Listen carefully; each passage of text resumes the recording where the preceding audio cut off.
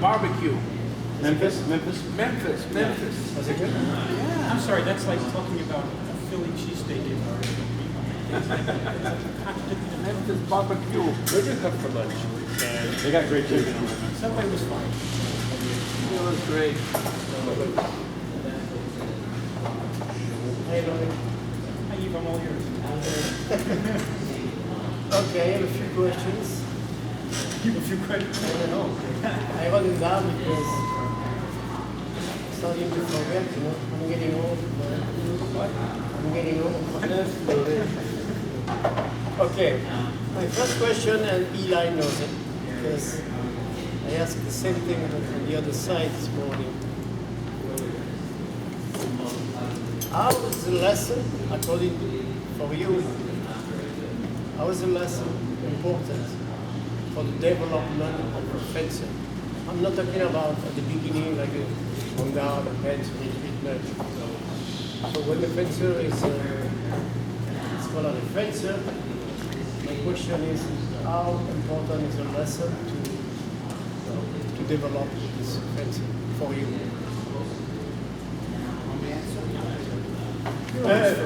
Percentage-wise. What's that? Percentage-wise, how much you bring to the fencer when you give a lesson? 40%, 60%? How much do I bring? Yeah. How much, what's the percentage between the lesson, the bounding, competition, things like that? Because I have a, well, Lesson is actually, lessons are for, well, I have a specific kind of program, of course, it's a college program. But in a college program with only 2 full-time coaches and 30 fencers, lesson is like maybe 5% of the training. It's a small amount, so because we emphasize them working with each other in drills and we have lots of competitions. So there's a lot of practice that lessons are given outside of practice. Lessons in practice. So they get a half an hour lesson per week, basically. Maybe they get one from me and one from them. My it system. doesn't college. This is college. I don't run a separate cell, so that would be different, I think, from Clubs. I think it has to do a lot with what level my student is. yeah. It's very, very early on. No, yeah, I'm not Yeah. talking about when you put a guy on guard, you know, advanced. Yeah, you know, but I'm just talking about, I'm not talking about beginner lessons. I'm talking about like intermediate, Division II, Division 1A. The lesson is more important, and then the competition for me is kind of used to see, okay, is the lesson working? Are they learning? And if they're not learning it, what do I need to change? So the competition is not really about results for me. It's a way of checking their training. Then they're going to get to a point that they're going to be pretty good. And then at that point in time, it's about points and ratings and standings. And my lesson at that point in time is to help maintain that level, that higher level. So it's like it changes depending upon kind of where they're at. I'd say the earlier it is, the more important the lesson is, and the less important the competition. But then when they get really, really good, then it's about the results of the competition, and the lesson is important. You know, Eve, I think there's a difference in the sense of the way a club coach and a school coach looks at things, because he's got the kid for the long term, and he's looking at a much longer thing. I've got a kid for 4 years, plus I most likely didn't start them. I got all these other coaches to start them, which means I'm dealing with. So my approach is a little bit different. A kid comes with a toolbox full of tools. And some of them are good, some of them aren't good. My job is to work on the good ones and add more tools so that they can be flexible and change. And so I use the lesson for that, but I do that in practice as well. Because for us, I got a boss who says you must have results, which he doesn't necessarily have in the same way as a club coach. For me, the lesson is where all the fencing comes together. It's the technical, it's the tactical, it's the psychological, and in some respects it's the physiological. And it depends on the level of the fencer. You're meeting that and you're trying to bring them to that next level, but you're trying to bring it all up together. So yes, you are working on the basics, you're working on the fundamentals, and then you're trying to introduce something new that will challenge them in the fight, in the competition. So yes, it's not so much repetition, but it's working on the basics, fundamentals, the psychology, how to change, how to adapt. But the lesson brings the whole thing together for me. How do you compare what this and competing? Competing is, Competing at the high level. I think that you can't compete at the high level without the lesson to support it. I think that the coach has got to challenge the fencer, and if anything else, from a psychological point of view, to prepare that fencer psychologically at the highest level.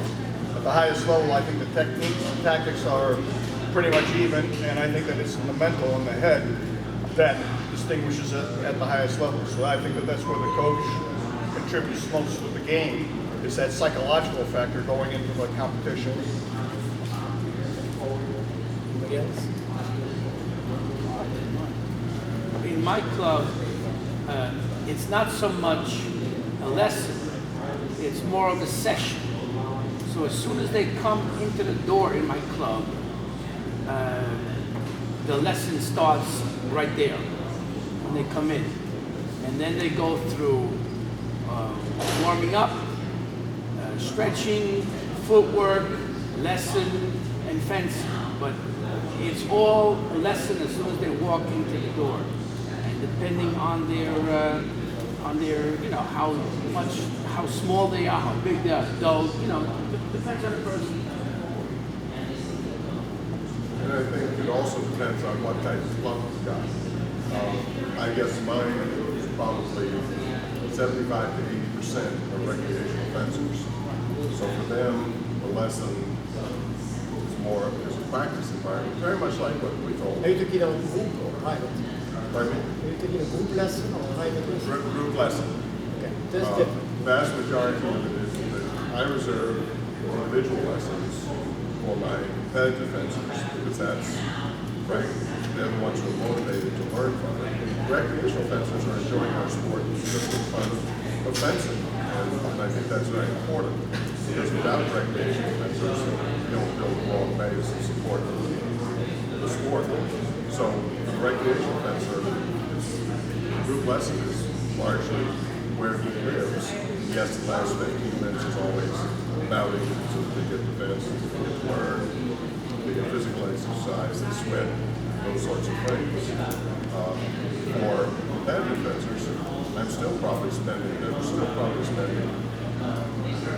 70% of their time in a lesson as opposed to what they actually spend out in competition, one form or another of the lesson. How often do you have, I'm sure you experience this, a guy, you give a lesson, he's perfect. Right? Anything you do, more advanced stuff, defense, offense, lunging, great legs. Looks marvelous. And I had many examples of that. He goes to competition, Forget about it. nothing. So, can you explain to me why? And you are working, you see this guy after half an hour, whatever, 40 minutes of the guy, right? Because you enjoy the lesson too, because the guy or he or she is responding, you know, and then the lesson is perfect. And then, okay, next week we are going to the nut, whatever. And second round, or There's two aspects to that, you know, and I've been coaching a lot of years in college. Number one, it can be the coach's fault, because the kind of lessons and the kind of teaching you're doing is a rote teaching, which, they recognize the situation. If it should happen to appear in the bout because it happened in the lesson, they will deal with it. But if it's not, then they don't know how to deal with it because you haven't taught them to begin to recognize the choices and the differences in what's happening. The second possibility is that I had a fencer like this in South Shore. Beautiful, lovely lessons I ever saw. This guy was wonderful. Complete nothing on the script. He could never figure it out what was happening. And I don't think that was, I don't know how much I could have done about that because when you presented him with choices, he couldn't make the choice fast enough to decide what to do and how to respond correctly. So it can be on both sides, but first the coach has to go and assume that I need to give the fencer the chance to understand how to make choices, how to make decisions when the situations present themselves. And that's why I talk about tools in the chest. Which tool do I use for this particular situation? So sometimes the lesson, if it's not designed towards giving that kind of options, Even with what you did, yeah. what was what he needs or she needs. He did a contribution, she did a contribution, but we expect. Right, but for me, the way I work with my students, we have them set. They set goals every week, but they set process goals and set outcomes. Outcome goals you can't always control. Sometimes you're working early, just as in the 64, and she knocks your butt out. There's nothing you can do about it. But if you prepared correctly, if you're going to determine you've done what's correct, things that you can control, which are the processes. And if you were ready to fence and you've done things correctly, if the outcome doesn't come out exactly where you want, that's not something you can always control. But if you control the processes, the outcome is more likely to come out the way you want. So we try to divide that so the kid doesn't say, I failed because I didn't make the 32. There's more to what happens in competition than just whether or not you make the 32. So I mean, it's important to dissect how much the student should be able to accomplish something in every term. Even if they end up DF, L, as they say. They still did something there, but hopefully you can build on it. But once in a while you have a disaster, true. Okay, but I think it's a question of looking at, did they prepare correctly? So my job is to teach them how to prepare correctly, and for them, that works for them. Whether it's wearing their special t-shirt or it's eating spaghetti the night before, whatever it is they have to do, it gets them in the right game day mindset, so they're ready to go when the referee says fast. And then from there, they have to work and control them. That's what it is. It's like the school system. Is that when I started in school in first, second grade as a young kid, I had to learn basic math and learn how to spell. I had the very basics. So if I start out with a student, I'm teaching basics, like 2, 3, 4 years, whatever. Once they learn that, and they're bounding to make it fun, and also to evaluate me as a coach. I watch what they do to see if they're learning. And so I know, okay, I need to teach them more this or that. But I'm very, very involved. Most all their training is in front of me. Like in school, you go to college, after you've learned all the basics, and now you start to learn how to apply things. Well, then you start doing internships. You start practicing what it is that you know. And that's when then what happens is they'll start doing lessons, but not standing in front of me. They do lessons spouting each other. And I watch and I make corrections there. So it's more like the real world, right? The real world they're going to. And finally, when you get out of college, you're in the real world, you're going to spend most of your time working and a little time maybe doing continuing education. You're going to be doing it now because you know how to do it. Now, in the continuing education, it's the same way with that. At that point in time, my athletes are going to competitions and I want results. And I'm watching them and figuring out, okay, why are they getting results? Or why they're not getting results. Again, that's an evaluation on me. What do I need to do as a coach to help them at that point? So I think it's never just one place. It's always a process that and I can't tell you do this for this time and then you do this for this time, and there's no time limit on it. It's by student. But at upper levels, most of my students are taking lessons, but they're not standing in front of me doing techniques. They're probably standing in front of each other and doing bounding. But that for me is just as much of a lesson as if I'm standing there, trying to, because I mean, at my age, the older I get, I can't move like an elite athlete. I can't move as fast as they do. There's a lot of things to cheat, and ultimately, right? I mean, they're going to have another athlete to come up against. I can make that into a lesson, but it's not standing in front of me. I was going to say, like Jerry, the lesson is just not what you do one-on-one with the student, but supervising their value to make sure they're applying the tactics or just applying what they're learning in the lessons, so it doesn't always transfer. So you have to be with them during the practice routing as well. Supervise and correct. Maybe help them understand something they're not understanding in a practical situation. Well, and also, I think, brings something that Bart says, we as coaches can do exactly exactly what's right for the parents to do. We can teach tactical lessons, we can introduce them to tactics, proper selections of tactics and techniques very early in their training. I started teaching tactical concepts in their second lesson as a beginner. But, and I hate to say this because it can take the wrong way, but just like not everybody should go to college, not everybody should be a fencer. There's some people who like lack some little component of psychological makeup that allows them to function under the stress of having somebody understood opposite them. And I've seen enough, and it's an old enough problem. I remember writings from the late 1800s talking about the Sal fencer who was perfect in the Sal, took beautiful lessons, but could not survive on the dueling ground and did not survive in the battle. So I think there's actually some genetic work or something. It's not your fault. I don't.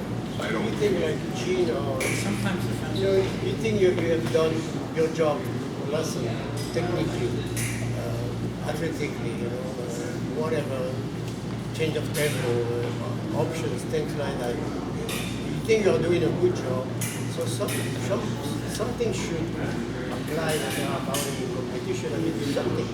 With some fencers, there's nothing left. So this is empty. It's very frustrating as a coach. I don't know how you react to that. It's frustrating. It should happen to Jim or whatever. It's just like this. I'm asking a question. Anybody else? They're not hearing you back. We have to close. Come closer to us, come closer. You know, I have two examples. I went to, you guys know Nick Amelie? I've heard of her. I don't want to get into it. So, Nick Amelie last year, she didn't have a good year. She wasn't fencing well. We went to Europe, and you heard the story. We went to Europe, and first round of pool, she didn't do well. She lost against two girls, French girls, and the coaches. And I asked the coach, who are these girls? He said these girls are nowhere in the middle of France. They don't have a club. They don't have a coach. They are just fencing when they have a chance to. They go to a camp once in a while. And they beat Nick Nick 5-2, 5-1. Why? Nick Nick is here. She's taking, I think, good lesson. She's perfect. She's very talented. You know. Why was she losing against girls who don't have any? That's why I asked you the question to begin with. Why? There's something here. I said, Nick, I said, it's up to you for 3 minutes. I mean, you have to figure out how to win, You have to take care of the legs. She's a great athlete. And the girl was like this, particularly in her tempo, in her pedal in front. Tell me why. There's a question. It's partially impatience and the failure to understand that sometimes when you run into a situation which is unusual, and those are the toughest fencers, especially the ones that do things that you don't quite expect. And you have to take that deep breath, step back, and open your mind to the possibilities of how do I deal with that situation. And I have found over the years, there literally are some fencers that are unable to do that on the street. Without, they just afterwards they go like, oh yeah, I could have done that, but they seem to have trouble adjusting to that. But partially that's a preparation problem too. Was she ready to fence that pool? Was she ready to go? Why do we do lessons? Huh? What do we do lessons? Well, that's we try to do all that stuff. I mean, we do mental preparation and practice. So we try to do that.